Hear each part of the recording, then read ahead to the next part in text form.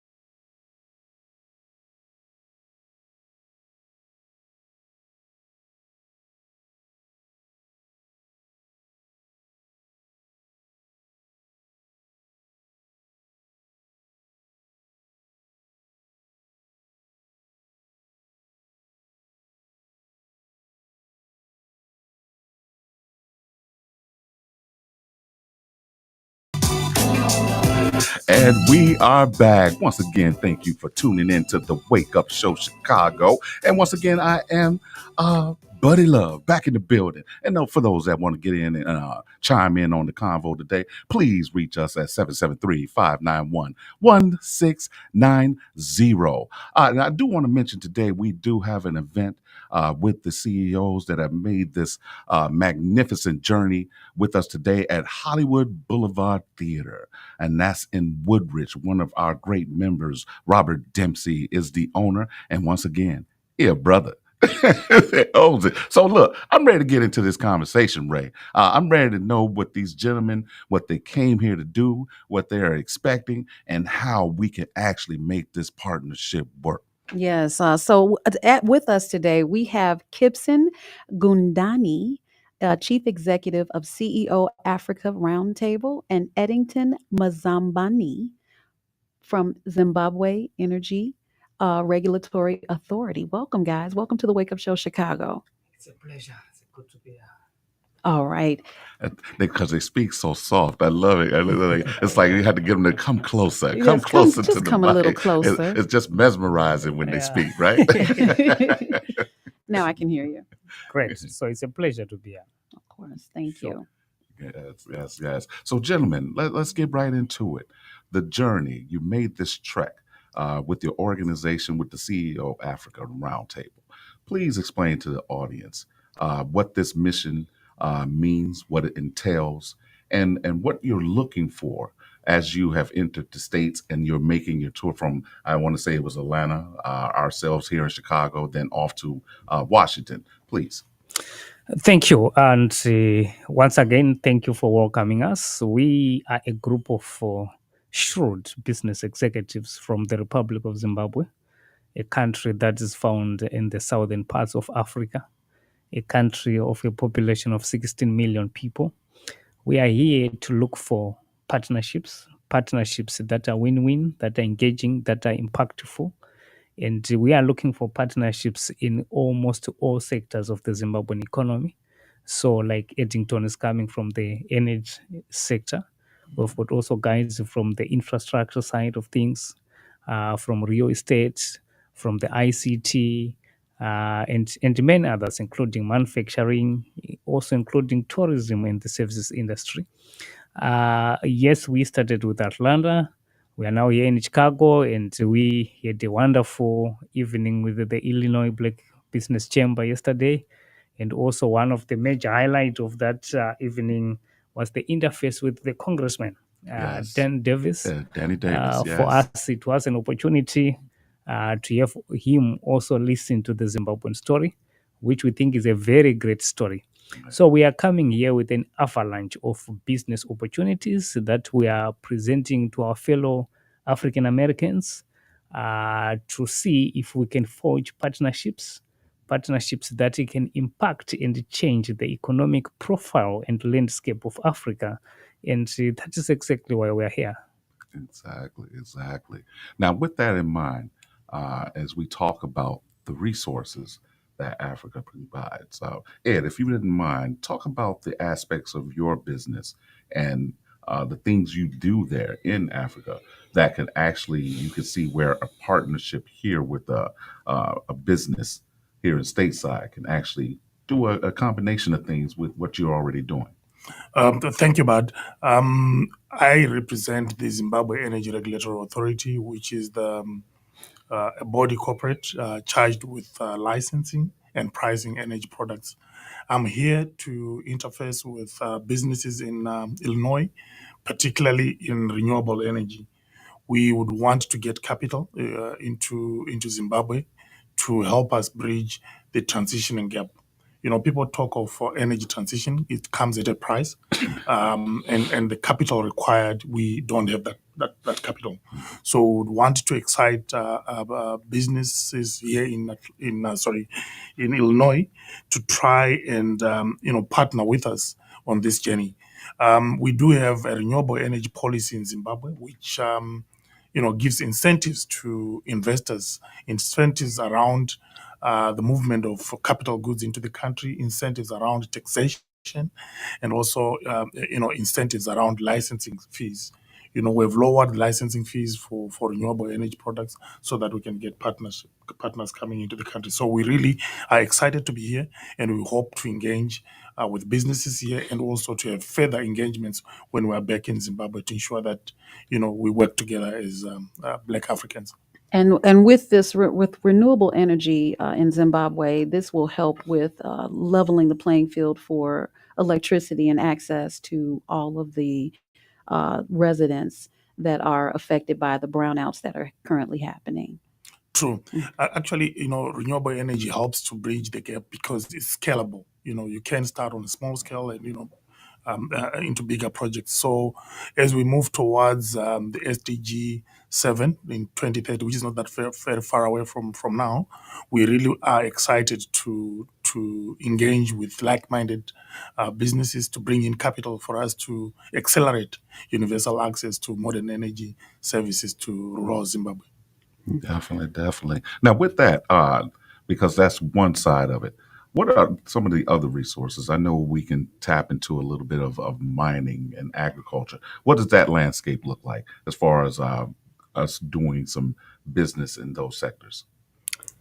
Sure. So Zim is one of the African countries highly endowed with a number of precious minerals and semi-precious minerals that range from your platinum group of metals, your golds, your diamonds, and of late the lithium.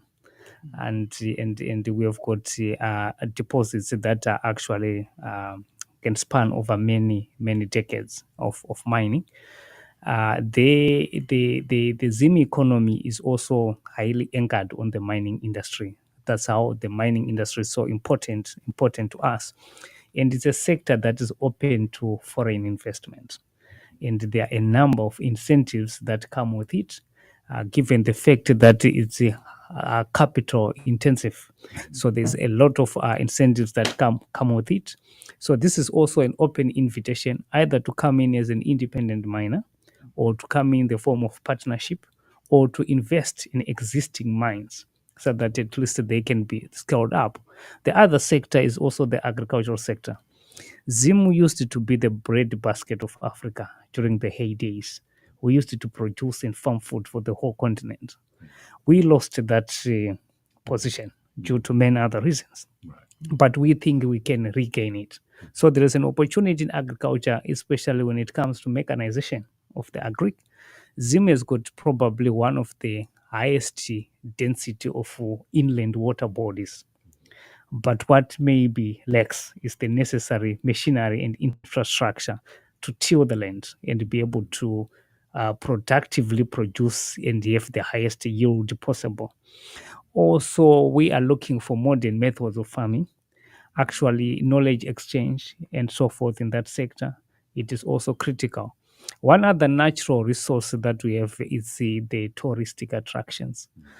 You might be aware that Zim is home to one of the 7 wonders of the world, which is called Mosia Tunya. The white men called it Victoria Falls, but its native name is Mosia Tunya.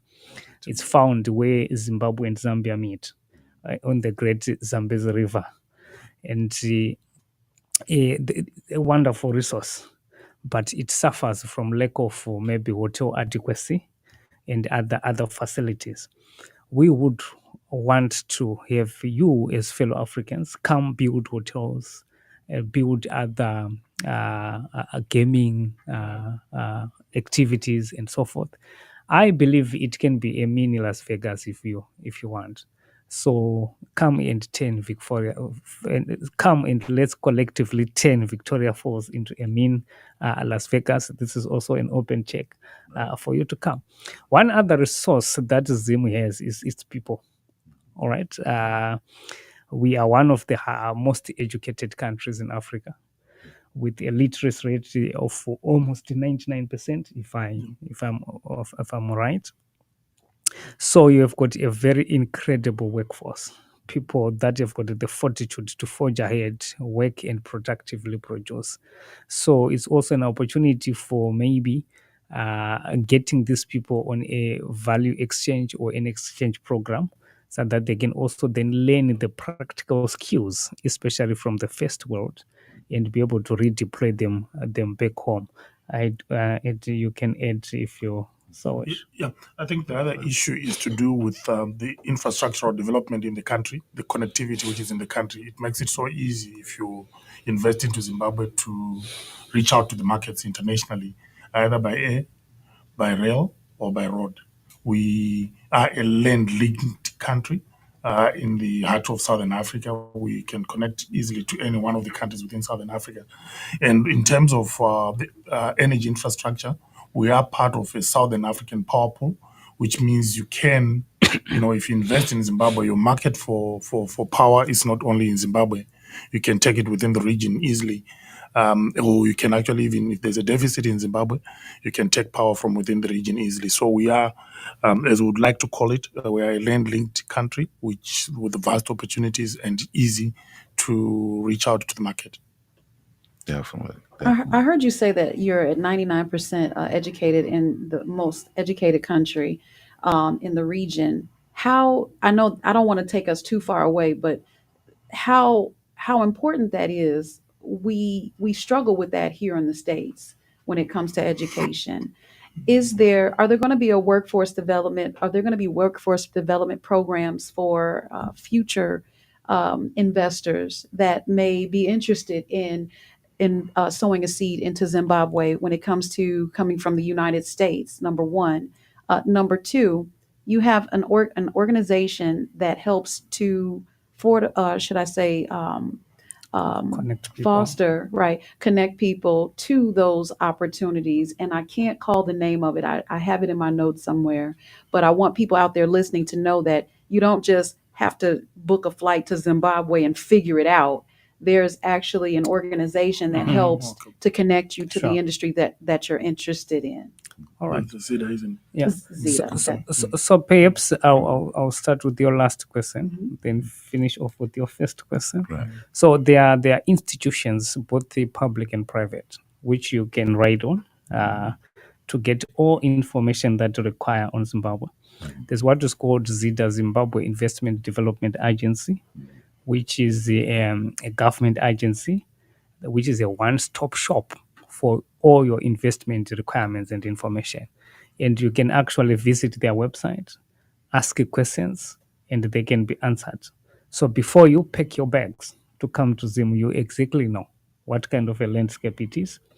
Or you can also leverage on various private sector bodies, such as CEO Africa Roundtable, Right. which is basically a platform that then connects you to fellow private sector players and be able also to get first-hand information on that. There are many other, for example, there's a Chamber of Mines. If you are interested in mining, there's a World Chamber of Mines, which can also give you a lot of information concerning the mining, mineral deposits, and the road that you have to walk through. Same applies to agriculture. We've got agricultural institutions, tourism, we've got the Zimbabwe Tourism Authority, and all these institutions are ready to give you the much needed information. Coming to the first question, Zim, I think since independence, Zimbabwe has built so many universities to the extent that we've got a state university in every province of Zimbabwe. That was a deliberate approach to educate people. And after independence in 1980, education was actually free for all. So that kind of encouraged people to go to school. And now we've got mushrooming private sector educational institutions across the country. So that kind of gives us an edge when it comes to that. But when it comes to the skill now, we've got a number of vocational training centers, which actually deliberately skill the workforce and the people. And the government, through its own wisdom, created what is called the Zimbabwe Manpower Development Fund, abbreviated ZIMDEF. Its mandate is to help skill the people. Right. So it's you come to Zimbabwe, you set a factory. From day one, you are assured that you'll get a skilled workforce. That you can be assured. I Sure. love it. I love it. Look, if you're not understanding right now, he is giving you some Zimbabwe jewels. Okay. All right. Once again, you are rocking with the best. The Wake Up Show Chicago. We're going to take this quick break and we're going to come back and we're going to get a little bit deeper. And the dive is real. All right. Come on, Doc, drop that commercial for me. We'll be right back.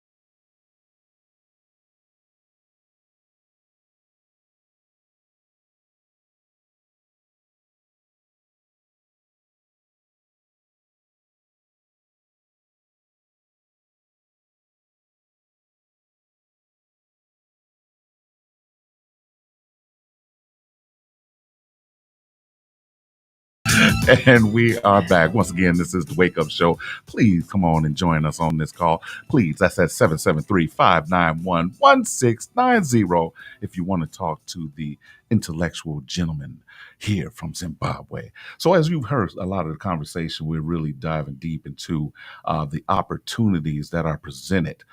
So I want to touch on another thing because basically we've been looking at pain points and what we can do to rectify some of those pain points in Zimbabwe. So let's talk about healthcare with the healthcare system and the infrastructure.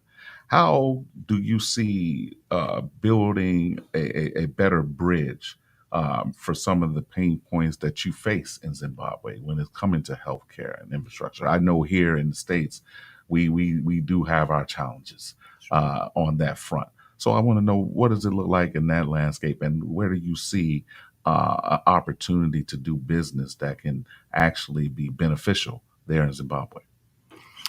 Thank you. I think at the moment we do have a mixture of both public and private health providers, but there's huge opportunities in private sector participation in health provision. I think as a country we've got a vision to have health tourism in Zimbabwe. We're looking at capital investment to set up health facilities, say in Msoyatunya, Victoria Falls, where you can then have international patients being treated in Zimbabwe, and it's something which is quite exciting and also located in one of our prime tourism areas. All right. That's even with that, you can look at mobile clinics on the move. Exactly. Definitely stepping up in the aid of how the demographics are laid out and how we can make it more accessible to the people of Zimbabwe. And with that in mind as well, we talk about what we're doing here. You know, we're a part of the arts. We're a part of making magic happen with film, music, entertainment, and how that goes hand in hand with tourism. On that front, what do you see some of the advantages that doing business in Zimbabwe for people that were coming from the arts, if they want to come out and take a look at your beautiful country? Sure. So I think there's an avalanche of advantages there. The first thing is obviously given the centrality of Zim. If you've got your activity in Zim, the chances are high that you can easily attract consumers from the rest of the Southern Africa region. We are very much central to that. Zimbabwe is also a high spending country. Though we are a lower middle income country, but the Zimbos, they love their funny.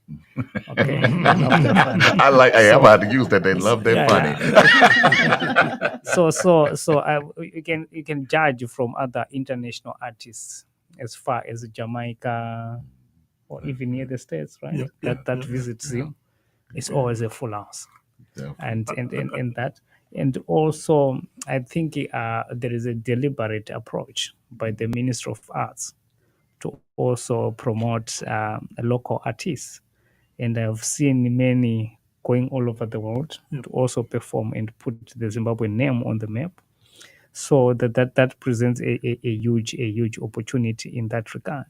So perhaps what also is lacking is the deliberate exchange programs and partnerships, so that we can have it deliberately Zim artists also coming to perform here, and having artists from here also coming to perform in Zim, and have cultural exchange programs and so forth, which I think is something that is within the whims of our coming here.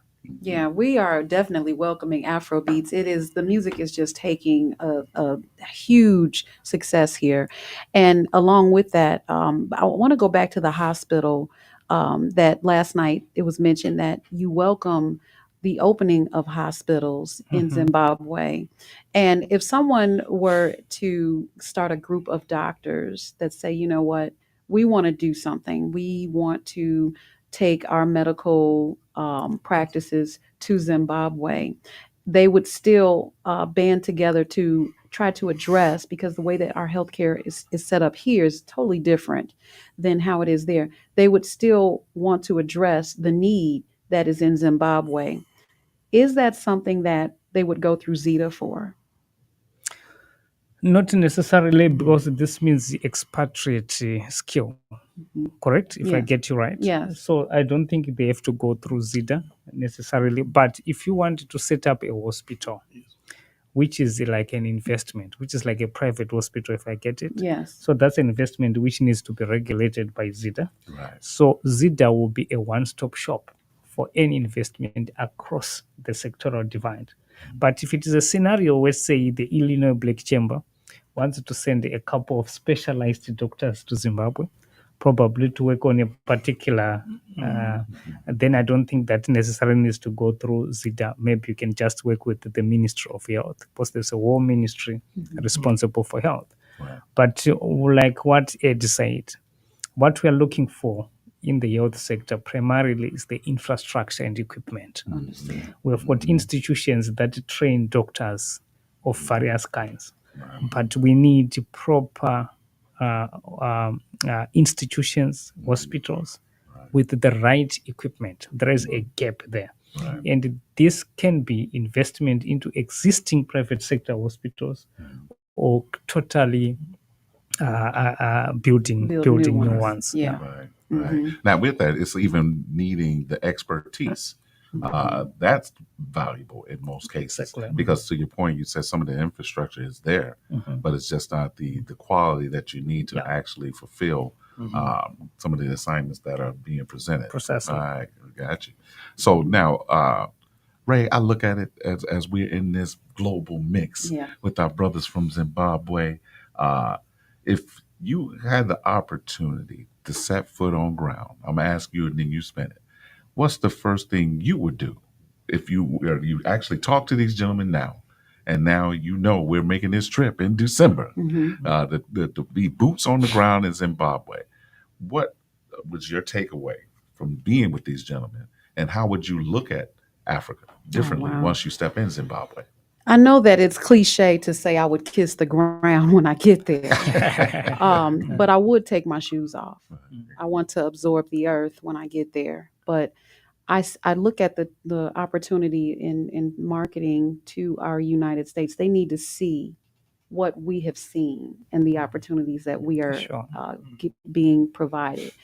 And I want to see more of our brothers and sisters actually take a trip with a purpose, not just to see what they've been told on National Geographic. Okay. I want them to take a trip with purpose and have their capability statements ready, because now we're going back to business plans, capability statements. Do your research as to what industries you fit in or fall in. Please don't go 50 Cent with it and say, put me on. Okay. You have to go with your own strategy in mind, and then marry the two. Sure. So my goal is, when I get there, is to marry the two. This is not a temporary thing. I want to set up legacy for my family and the generations to come. Exactly. And that's the thing. I think President Ivory said it best. when he called me when he made this return back. Mm-hmm. He said, "Buddy, this is going to be the first time in my life that I feel I'm going to be able to do something with a purpose and become a millionaire, dealing Sure. with people that look like me." Mm-hmm. And that right there is very inspiring for me, because I do a lot of things on the agriculture side, like I was telling you gentlemen in the car. By me being in a distillery, our main ingredient is corn, potatoes, rye. What better way to display the beauty of a country by using products that they can create from small Black farmers that you won't get an opportunity to do here in the States. But Yeah. at the same time, we have a chance to change lives there, dealing with, just like here, the Black farmer just got a $2 billion return fund for all the hard work they've been doing. So why not do that in the motherland the same way, and actually inspire and teach them a skill set that they can now go ahead and prosper from. So the opportunity that has been presented by us signing an MOU to do business with Zimbabwe Sure. is a very important charge, and that we should just take seriously as we move closer to this endeavor. By these gentlemen coming here to be a part of what we're doing in this union, I think it's a great chance for us to all change our lives. You know what I mean? Mhm. And so we're running up on that. I see it's 9:44 Right. as we Just a get little ready bit. to do at this time, man. We're going to take another break and get ready to close. And I would love to hear some closing statements from you guys as we push forward into this next piece of business to do what we need to do. You got one more thing you want I'm to say? just saying, Yeah. you guys don't forget to go to ilbcc.org so that you can stay in touch with what's going on with the chamber and with Zimbabwe and any other business affordability, because that's one portal. That way you may have taken your notes, you may have put it on your phone, you don't remember where you wrote it. Get it together. Go to ilbcc.org so that you can see what's coming up, so that you can be a part of the legacy as well. We're going to go to break. You're listening to the Wake Up Show Chicago. We'll be right back.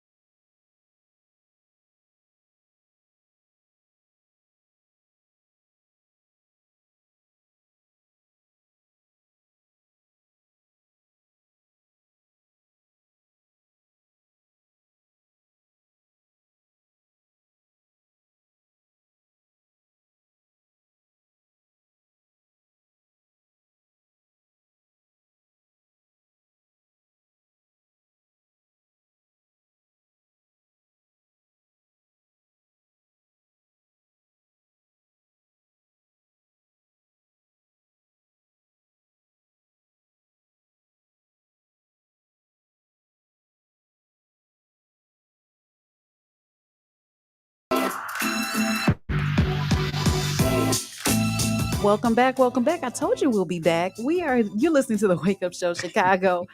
Sometimes when we go to break, we crack up and then we come back and we have to compose ourselves. But Yes. today we're trying to be on our best behavior because we have guests. um, buddy, we were talking about healthcare, and we obviously have a disparity here in the states with healthcare, and there's a disparity just about in enough places where healthcare should not be overlooked. But Dr. Sterling has been our key man for healthcare when it comes to the disparities, talking about them and doing something about it. Buddy, you said you would bring us back with some Dr. Sterling news and Well, you know, updates. Dr. Sterling, he is the man and our wizard when it comes to infrastructure. And I know last night as we were talking to some of the gentlemen about build outs and how to better operate. Um, and he has a plan because I can't go too deep into Mhm. his plan to actually change some of those things that are taking place in Africa on the healthcare front because of the things that he does with Simcoe, his company here now, and he's global with products and man across the span that would definitely help progress some of the things that are taking place there in Zimbabwe. But on a finer note, I would love to just give these gentlemen an opportunity to go over something that we may have missed, or just to uh, let the people know why they should come do business in Zimbabwe, and this is why you made this trip. So please, the mic is yours. No, thank you, Bud. I think for me, it's to appeal to the Black American business people to come and let's bridge the energy gap together. There's so much potential within Zimbabwe as a country, and using Zimbabwe as a launchpad to go within the region, the Southern African region. Like I said, we are at the center of the Southern African region, and we play a critical role in terms of infrastructure connectivity. The Southern African Power Pool I spoke about, Zimbabwe links the northern part to the southern part, the eastern part to the western part.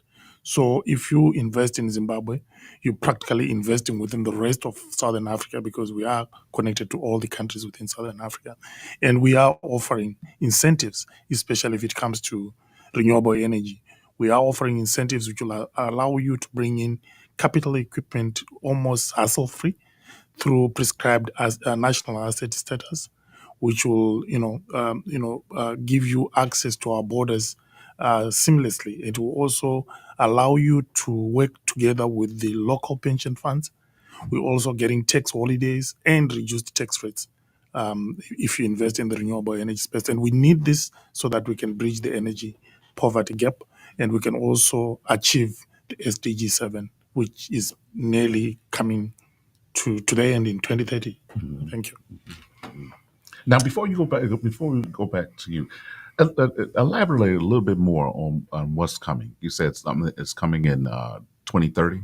Yes, the SDGs are all ending in 2030, and the SDG 7 is about universal access to modern energy services by 2030, and we are running short of time. We're talking practically of less than 6 years to go, and there's a lot of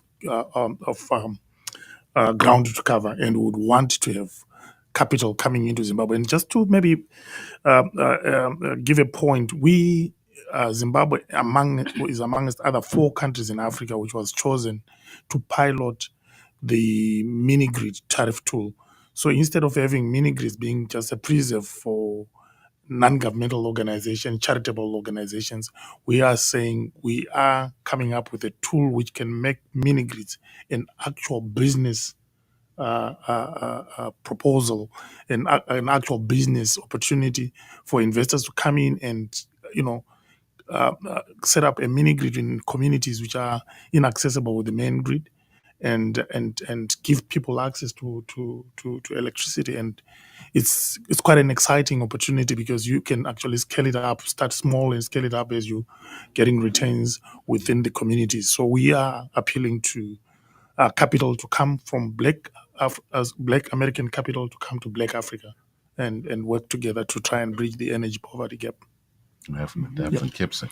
Sure. So for many, many years, Africa has been viewed as the dark continent. Africa has been viewed as a source of raw materials for the advanced and developed world. We want to turn the tide and be able to industrialize Africa by using the technology that has already been developed and also innovate more and more. Currently, there is a stampede in most African countries towards scavenging the natural resources, in particular the minerals and so forth. And there's very little that remains in Africa. All these things are exported. But we think that with the industrialization, with the beneficiation, with the value addition, we are able to create jobs and uplift the standards of living of the African people. For us to do that, we need meaningful partnerships. And this is the partnerships that we are looking for from you, our brothers, that you've got access to the much needed money, much needed technology, and much needed knowledge and know-how to help industrialize Africa faster and be able to realize the potential that it deserves. So this is a clarion call to all of you to say, join us on this road. Let's walk it together. Let's make money together, and let's be impactful to the people that look like you. Definitely. Look, we got a call. So we do have a call, but aside from, before we get to them, I just want to mention to the people that are listening, sometimes we get stuck in what's right in front of us, and I want them to understand that we are wasting money on designer clothes, yes. expensive cars, entertainment, subscriptions. I'm one of these subscription people. But you can take those investments and invest in mining and mineral processing, agriculture and renewable energy and tourism. Those are some things that why not invest in those instead, because you have the money. It's not a matter of, well, we got our own issues over here. I'm just being real, okay? Let that go. Okay, those issues can be minimized when you invest versus spend. Let's stop being a part of the $1.8 trillion a year in that way and put it into our own community, which is in Zimbabwe, if you mind you. All right, we have a caller, very special caller. Vincent Gilbert, welcome to the Wake Up Show Chicago. Good morning with my favorite people on my favorite show. And as in 40 years, let me say, thank God for WVON for having this open forum now through Melanie Span Cooper and her husband, Pierre. Yes. The Wake Up Show. How you guys doing this morning? Well, sir, well. Hey, we good. You waking us up this morning. What you got for us, babe? Well, I know that the Chamber has been doing fantastic work nationally and, more importantly, recently, internationally. Right. And I've been on a call for the last hour on making the linkage between business and the country of Zimbabwe on exactly what topic you were discussing mine. I've had the pleasure of talking to your the Chamber's chairman of the international department, right. Professor Caldwell. Yes. And so the professor and I have been on the phone. I know you had a great event that I was unable to attend yesterday. I know you have a great event at it's probably one of the best theaters I've ever seen in my life in Woodridge, owned by a black man. That's right. Full service restaurant, full service bar. Think of California theater with all the different iconic models that they have. But I just want to call in to commend your president, Larry Ivory, yes, sir, on the initiatives that he's doing that will strengthen Black people around the world. Yes, and sir. Sometimes when other people blow your horn, it sounds real clear. But I see the work that he's doing, and hopefully I'll be able to join you guys in Zimbabwe in December. Matter of fact, my birthday is December 7th. So for me to go out the country, I'm kind of looking forward to that. Yes, sir. Yes, and so sir. Once again, you guys do a great show. I didn't know that the host Well, your host is an expert in AI. Yes, sir. Oh, you got a lot of talent. I listened to the show, and that show you did on AI was one of the best shows I've ever heard. Well, So once again, just want to call in, give thanks for the work that you're doing. Keep on doing the good work that you're doing. All right. Love you guys. All Be right. great. We love you too, brother. We love you too. Thank you, Vincent. Look at that. Wow. Look at, boy, you're over there smiling like a I Cheshire always cat. smile. Like I a always Cheshire smile. cat. Giving that love. Giving that edifying to the fullest. I know that's right. I think it's wonderful how Vincent talked about how he was on the phone for the last hour talking about the linkage between Zimbabwe and with Professor Caldwell. Yes, he's been instrumental in being involved as well. So the membership has its privileges, Yes, people. it does. We're not a show to push. This is not an infomercial. No. Okay. Yeah. But it is information, and that information will get that we're giving you now is that membership has its privileges. When you join the chamber, yes, you can still join us in December to go to Zimbabwe, and forget what you saw on Coming to America. All right. Forget what you saw on all of those movies that have presented it to us in their own way. That's But right. I've seen how they presented it to us in the way that it is. I want to definitely share that with you. It's also hard to talk about a place when you've never been there. You can watch, you can read, you can try to live vicariously through someone else, but in order to actually talk about it, you have to go. Right. So come on home, as they say. Come on home. That's it. We're coming up on our final minute. I just Man, want to it's the thank 60. It's our the guest. 60. Yes, it's that yes. time. Because, Uncle Alan, he'll be like, cut it. No. But I want to thank you guys for being on the show. It's been an amazing journey, and we still have a long way to go. Kipson, thank you so much, if I may. And Eddie, you said Eddie last night. Yes, it's Eddie. Thank you for having us and Thank giving you. us this opportunity Thank to you talk very to much. Of course. Sure. And you know that, and you know how we do each and every week on the Wake Up Show Chicago. Make sure you get down, do our thing on social media, on our YouTube channel, to check the replay and all that good stuff. And what's the last thing, Raeh? Look for the Wake Up Show Look up Chicago. Wake Up Show. Yes, Wake Up Show Chicago. Wake Up. Chicago I has did to say be Wake Up You Chicago. said Wake Up I said Show. Wake Up. Is it Chicago? Oh my God. Wake Up Chicago, people. You already know what it is. We back in the building. All right, till next week, y'all. Peace and love. Hit subscribe.